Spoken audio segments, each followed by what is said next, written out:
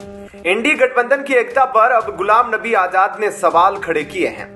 Democratic progressive आजाद party के अध्यक्ष गुलाम नबी आजाद ने भारत जोड़ो न्याय यात्रा अकेले शुरू करने के फैसले को लेकर सोमवार को कांग्रेस की भयंकर आलोचना की और उस पर संभावित सहयोगियों को नजरअंदाज करने का गंभीर आरोप भी लगाया है।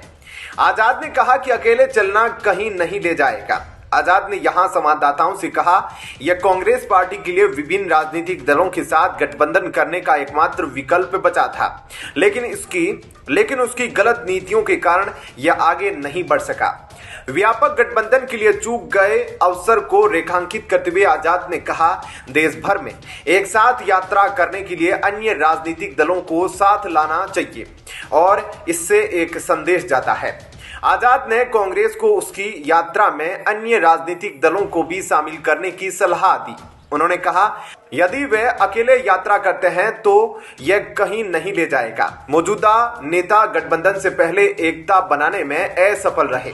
आजाद ने कहा, एकजुटता की बात कहना और जमीन पर एकता होना दो अलग अलग चीजें हैं। उन्होंने यह भी कहा कि एकजुटता तो उसी दिन टूट गई जब कांग्रेस ने अकेले यात्रा प्रारंभ की।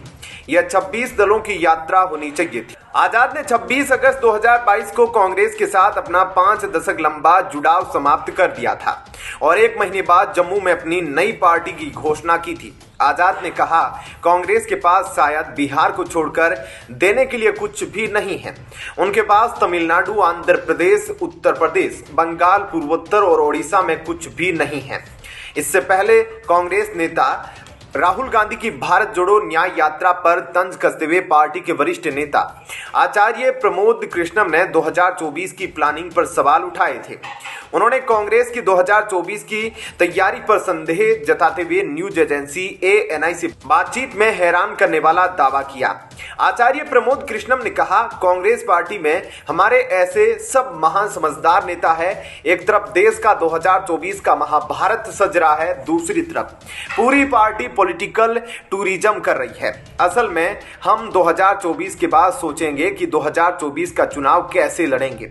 मुझे ऐसा लगता है कि हम 2029 की तैयारी कर रहे हैं। 2020 की तैयारी करते तो यह जो हो रहा है वो नहीं होता। उन्होंने आगे कहा कि विपक्षी गठबंधन इंडिया जब से बना तब से वो गंभीर बीमारियों से ग्रस्त हो गया। यह पहले ICU में चला गया और फिर वेंटिलेटर पर चला गया। कल बिहार के CM नीतीश कुमार ने इसका अंतिम संस्कार कर दिया। कांग्रेस नेता राहुल गांधी की भारत जोड़ो न्याय यात्रा ने सोमवार को किशनगंज के रास्ते बिहार में प्रवेश किया। बता दें कि यह यात्रा 14 जनवरी को मणिपुर की राजधानी इंफाल से प्रारंभ हुई थी, जो 6,713 किलोमीटर की दूरी तय करेगी और 15 राज्यों के 110 जिलों से होते हुए 20 मार्च को मुंबई में समाप्त होगी। क्या कहना है आपका, इस पर कमेंट सेक्शन में अपनी राय जरूर दीजिएगा। जय हिंद, जय भारत।